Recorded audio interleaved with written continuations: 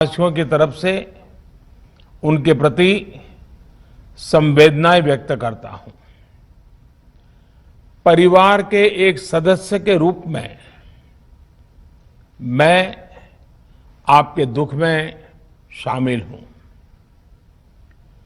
चुनौती बड़ी है, लेकिन हमें मिलकर अपने संकल्प, अपने हौसले और तैयारी के साथ इसको पार करना है।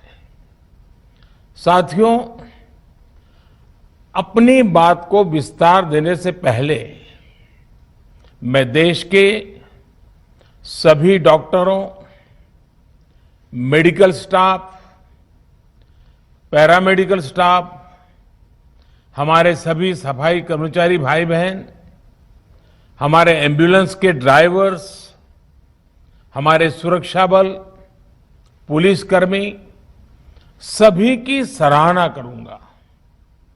आपने कोरोना की पहली वेव में भी अपना जीवन दांव पर लगाकर लोगों को बचाया था। आज आप फिर इस संकट में अपने परिवार, अपने सुख, अपनी चिंता छोड़कर दूसरों का जीवन बचाने में दिन रात जुटे हुए हैं। साथियों, हमारे शास्त्रों में कहा गया है, त्याज्यम न धैर्यम विदुरेऽपि काले, अर्थात कठिन से कठिन समय में भी हमें धैर्य नहीं खोना चाहिए। किसी भी परिस्थिति से निपटने के लिए हम सही निर्णय लें, सही दिशा में प्रयास करें, तभी हम विजय हासिल कर सकते हैं। इसी मंत्र को सामने रखकर आज देश दिन रात काम कर रहा है। बीते कुछ दिनों में जो फैसले लिए गए हैं, जो कदम उठाए गए हैं, वो स्थिति को तेजी से सुधारेंगे। इस बार कोरोना संकट में देश के अनेक हिस्से में ऑक्सीजन की डिमांड बहुत ज्यादा बढ़ी है। इस विषय पर तेजी से और पूरी संवेदनशीलता के साथ काम किया जा रहा है। केंद्र सरकार, राज्य सरकारें, प्राइवेट सेक्टर, सभी की पूरी कोशिश है कि हर जरूरतमंद को ऑक्सीजन मिले। ऑक्सीजन प्रोडक्शन और सप्लाई को बढ़ाने के लिए भी कई स्तरों पर उपाय किए जा रहे हैं। राज्यों में नए ऑक्सीजन प्लांट्स हो, 1 लाख नए सिलेंडर पहुंचाने हो, औद्योगिक इकाइयों में इस्तेमाल हो रही ऑक्सीजन का मेडिकल इस्तेमाल हो, ऑक्सीजन रेल हो, हर प्रयास किया जा रहा है। साथियों, इस बार जैसे ही कोरोना के केस बढ़े, देश के फार्मा सेक्टर ने दवाइयों का उत्पादन और बढ़ा दिया है। आज जनवरी फरवरी की तुलना में देश में कई गुना ज्यादा दवाइयों का प्रोडक्शन हो रहा है। इसे अभी और तेज किया जा रहा है। कल भी मेरी देश की फार्मा इंडस्ट्री के बड़े जो प्रमुख लोग हैं, उसके जो एक्सपर्ट लोग हैं, उनसे बहुत लंबी चर्चा हुई है। प्रोडक्शन बढ़ाने के लिए हर तरीके से दवाई कंपनियां की मदद ली जा रही है। हम सौभाग्यशाली हैं कि हमारे देश के पास इतना बड़ा मजबूत फार्मा सेक्टर है, जो बहुत अच्छी और तेजी से दवाइयां बनाता है। इसके साथ ही अस्पतालों में बेड की संख्या को बढ़ाने का भी काम तेजी से चल रहा है। कुछ शहरों में ज्यादा डिमांड को देखते हुए विशेष और विशाल कोविड हॉस्पिटल बनाए जा रहे हैं। साथियों, पिछले वर्ष जब देश ने कोरोना के कुछ ही मरीज सामने आए थे, उसी समय भारत में कोरोना वायरस के खिलाफ प्रभावी वैक्सीन के लिए काम शुरू कर दिया था। हमारे वैज्ञानिकों ने दिन रात एक करके बहुत कम समय में देशवासियों के लिए वैक्सीन विकसित की है। आज दुनिया की सबसे सस्ती वैक्सीन भारत में है। भारत की कोल्ड चेन व्यवस्था के अनुकूल वैक्सीन हमारे पास है। इस प्रयास में हमारे प्राइवेट सेक्टर ने इनोवेशन और एंटरप्राइज की भावना का बेहतरीन प्रदर्शन किया है।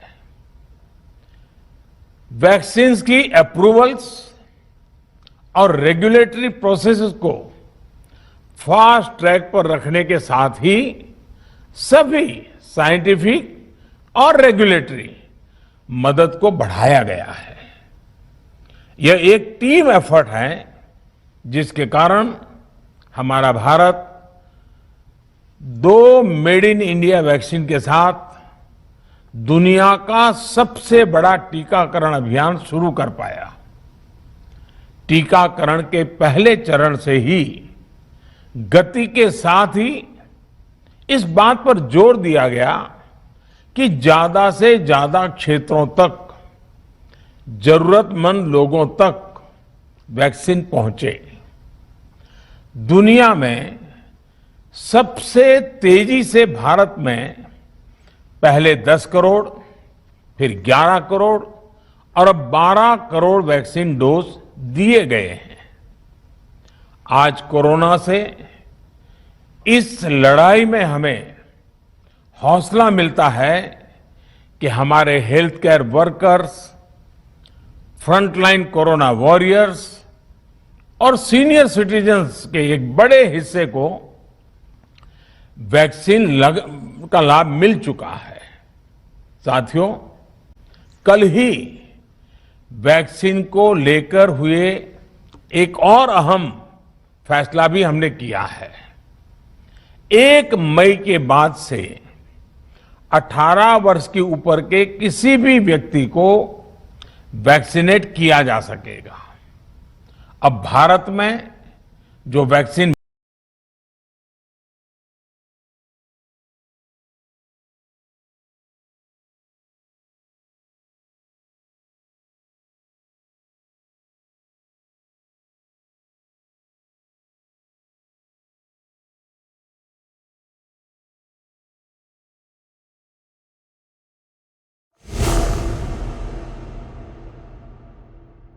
முன்னாள் பிரதமர் மன்மோகன் சிங் கொரோனா பாதிப்புக்காக எய்ம்ஸில் சேர்க்கப்பட்டுள்ள நிலையில் காங்கிரஸ் முன்னாள் தலைவர் ராகுலுக்கு கொரோனா பாசிட்டிவ் உறுதி செய்யப்பட்டுள்ளது. பாதிப்பு லேசாக இருப்பதால் டாக்டர் அறிவுரைப்படி வீட்டிலேயே தனிமைப்படுத்திக் கொண்டு சிகிச்சை பெற்று வருகிறார். தன்னுடன் தொடர்பில் இருந்த அனைவரும் பரிசோதனை செய்து கொள்ளும்படி ராகுல் கேட்டுக் கொண்டுள்ளார். ராகுல் விரைவில் குணமடையவும் நல்ல உடல்நலம் பெறவும் பிரார்த்திப்பதாக பிரதமர் மோடி கூறியுள்ளார். ராகுலுக்கு கொரோனா பாதிப்பு என்பதை அறிந்து மிகுந்த கவலையடைந்ததாகவும் விரைவில் அவர் குணமடைய வேண்டும் எனவும் திமுக தலைவர் ஸ்டாலின் கூறியுள்ளார். वर्ग के परिवार हो वो उनका लाभ उठा सकेंगे। साथियों, हम सभी का प्रयास जीवन बचाने के लिए है और जीवन बचाने के लिए तो है ही, प्रयास से भी ये है कि आर्थिक गतिविधियां और आजीविका कम से कम प्रभावित हो। प्रयास का तरीका यही रखा जाए। वैक्सीनेशन को 18 वर्ष की आयु के ऊपर के लोगों के लिए ओपन करने से शहरों में जो हमारे वर्कफोर्स है उसे तेजी से वैक्सीन उपलब्ध होगी।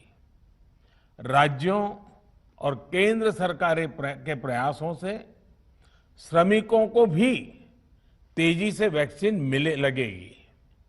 मेरा राज्य प्रशासन से आग्रह है कि वो श्रमिकों का भरोसा जगाए रखे। उनसे आग्रह करें कि वो जहां है वहीं रहे। राज्यों द्वारा दिया गया ये भरोसा उनकी बहुत मदद करेगा कि वो जिस शहर में हैं वहीं पर अगले कुछ दिनों में वैक्सीन भी लगेगी और उनका काम भी बंद नहीं होगा। साथियों, पिछली बार जो परिस्थितियां थी वो अभी से काफी भिन्न थी। तब हमारे पास इस वैश्विक महामारी से लड़ने के लिए कोरोना स्पेसिफिक मेडिकल इंफ्रास्ट्रक्चर नहीं था। आप याद करिए देश की क्या स्थिति थी। कोरोना टेस्टिंग के लिए पर्याप्त लैब नहीं, पीपीई का कोई प्रोडक्शन नहीं, हमारे पास इस बीमारी के ट्रीटमेंट के लिए कोई खास जानकारी भी नहीं। लेकिन बहुत ही कम समय में हमने इन चीजों में सुधार किया। आज हमारे डॉक्टरों ने कोरोना के इलाज की बहुत ही अच्छी एक्सपर्टीज हासिल कर ली है। वो ज्यादा से ज्यादा जीवन बचा रहे हैं। आज हमारे पास बड़ी मात्रा में पीपीई किट्स हैं, लैब्स का बड़ा नेटवर्क है और हम लोग टेस्टिंग की सुविधा को निरंतर बढ़ा रहे हैं। साथियों, देश ने कोरोना के खिलाफ अब तक बहुत मजबूती से और बहुत धैर्य से लड़ाई लड़ी है। इसका श्रेय आप सभी को, सभी देशवासियों को ही जाता है। अनुशासन और धैर्य के साथ कोरोना से लड़ते हुए आप देश को यहां तक लाए हैं। मुझे विश्वास है जन भागीदारी की ताकत से हम कोरोना के इस तूफान को भी परास्त कर पाएंगे।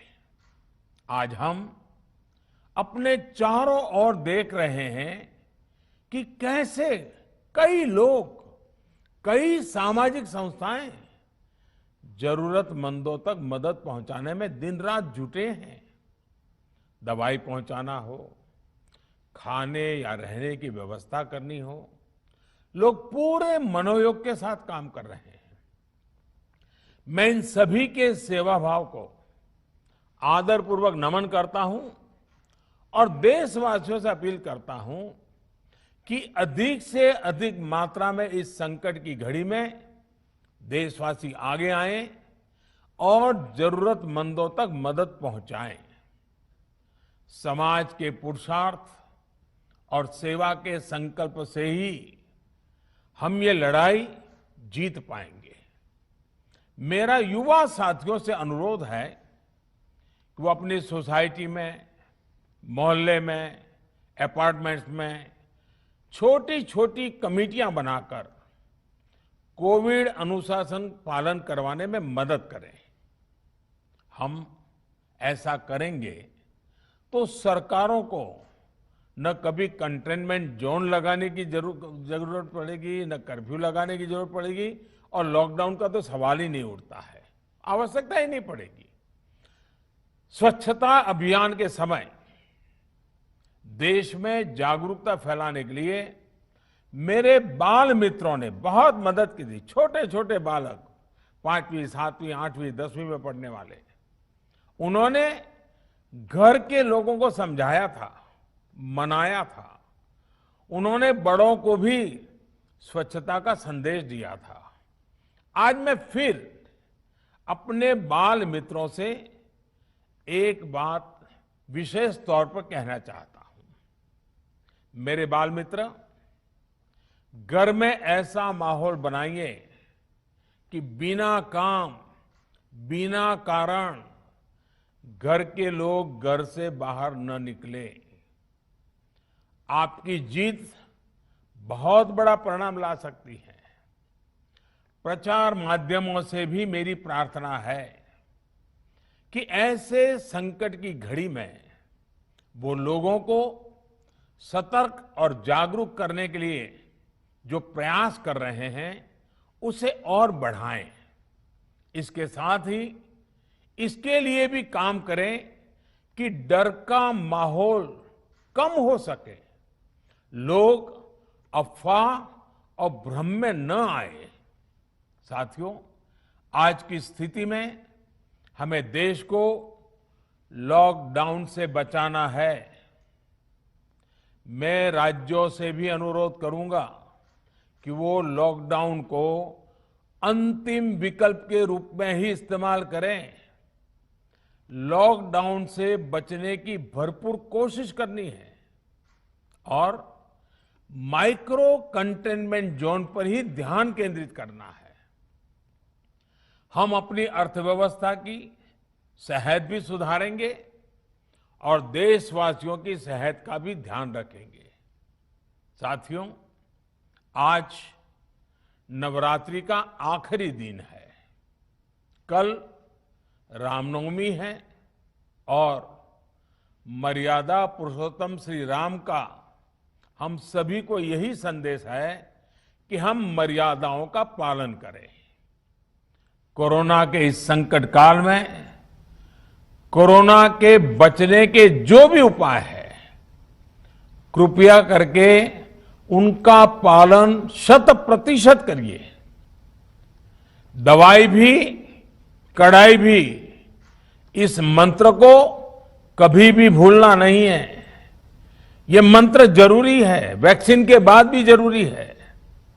रमजान के पवित्र महीने का भी आज 7वां दिन है।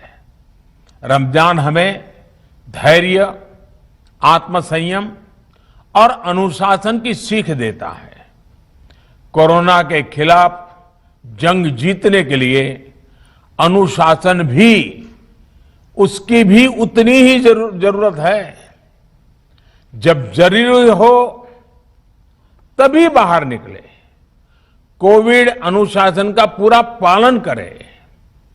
मेरा आप सभी से यही आग्रह है। मैं आपको फिर ये भरोसा देता हूं, आपके इस साहस, धैर्य और अनुशासन के साथ जुड़कर आज जो परिस्थितियां हैं उन्हें बदलने में देश कोई कसर नहीं छोड़ेगा। आप सभी स्वस्थ रहें, आपका परिवार स्वस्थ रहे, इसी कामना के साथ मैं अपनी बात समाप्त करता हूं। आपका बहुत बहुत धन्यवाद।